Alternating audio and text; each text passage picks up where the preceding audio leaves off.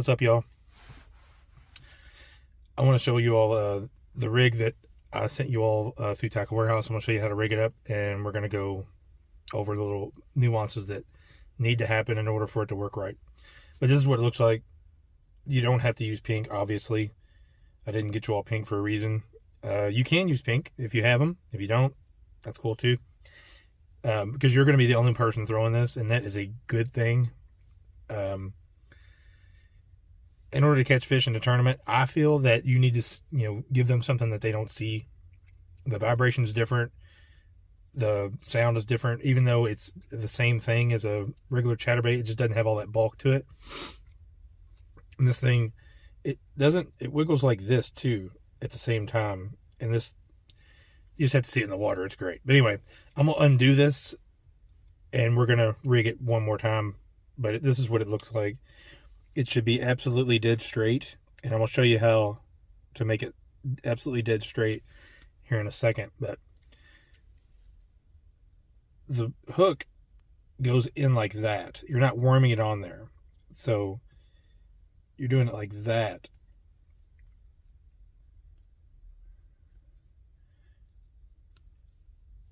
So you stick it in, and it comes out right there in that little thing, and then you turn it around. But we're going to go over there in a second. But you're going to start with the head.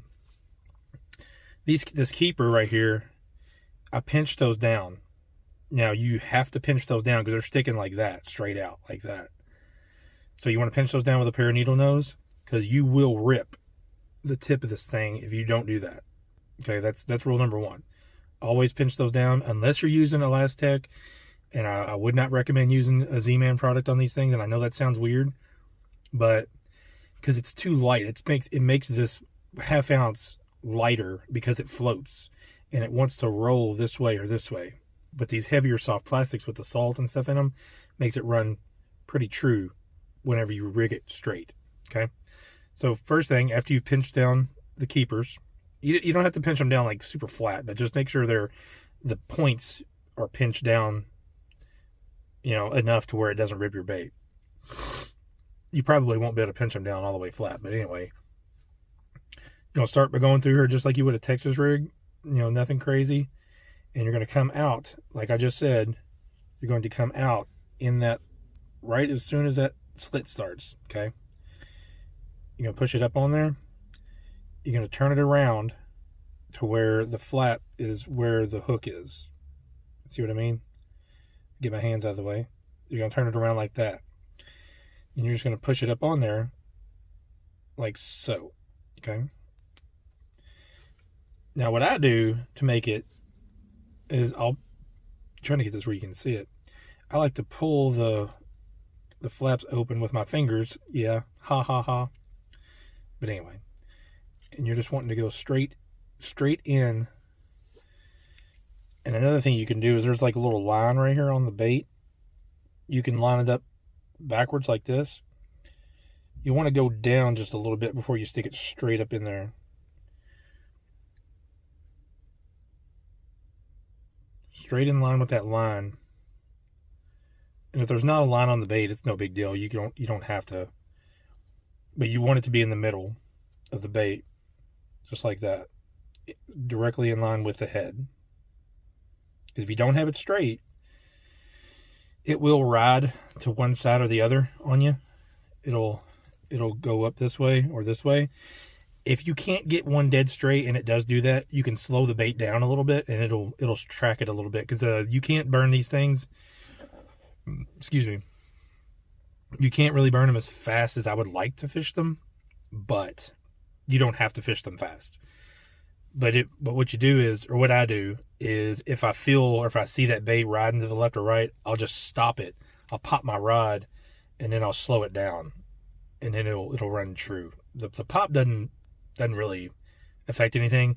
The reason I do the pop is because this thing will be going along, and you pop it with your rod, and it goes zzz, like that real quick, and then it falls back down, and then it starts churning again.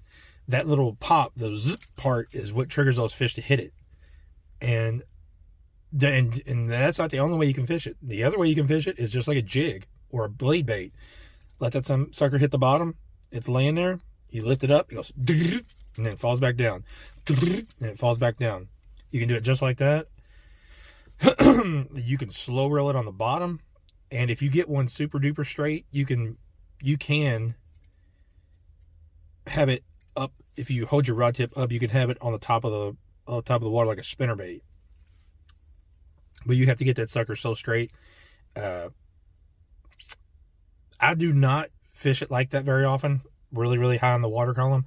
I usually fish it in the middle. It just depends, to be honest with you. If you see fish on the bottom, obviously fish on the bottom. If you see them in the middle, fish on the middle.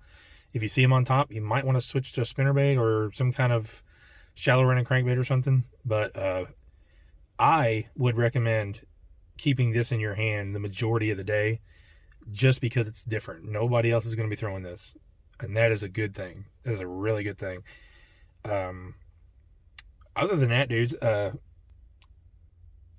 whatever fluke bait you have, you can use. I sent you those because that's what I would use. And you don't have to throw it on really, really super heavy gear, 14, 15, 17 pound line, whatever you're using.